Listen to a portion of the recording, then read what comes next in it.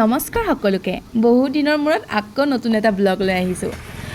আজি মই আপোনালোকক মোৰ লগতে সামাৰ কেম্পলৈ লৈ যাওঁ।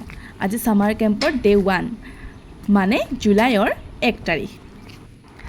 এইফালে মই এতিয়া এন্ট্ৰি কৰিম, আপোনালোকে মোৰ লগত যাব দেই আৰু উপভোগ কৰিব।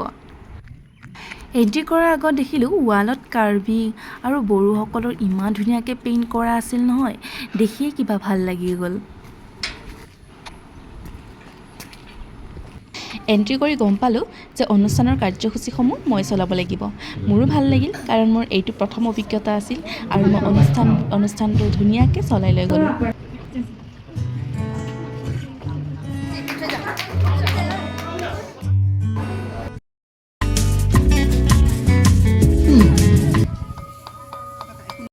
ইভিনিং 5টা বজাত চাহ পানী খাই সকলোকে ৰেষ্ট ল'ব দিছে কাৰণ ইয়াৰ পিছত আৰু প্ৰগ্ৰাম আছে সিহঁতৰ। ৰাতি 9টালৈকেতো প্ৰগ্ৰাম চলি থাকিব, সেইকাৰণে অলপ ৰেষ্ট ল'ব দিছে।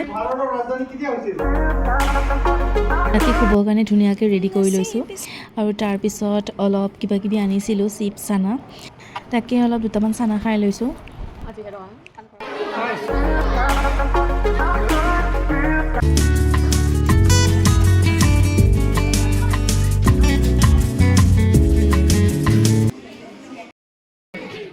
ৰাতি আমাক 8:30ত ভাত খাবলৈ দিলে। ৰাতি ভাতত আছিল দাইল, ভাজি আৰু মাংস। আমি ধুনীয়াকৈ ভাত পানী খাই শুবলৈ গ'লোঁ আৰু ডে 2 ব্লগ আহি আছে, চাবলৈ নাপাহৰিব। Bye bye, good night.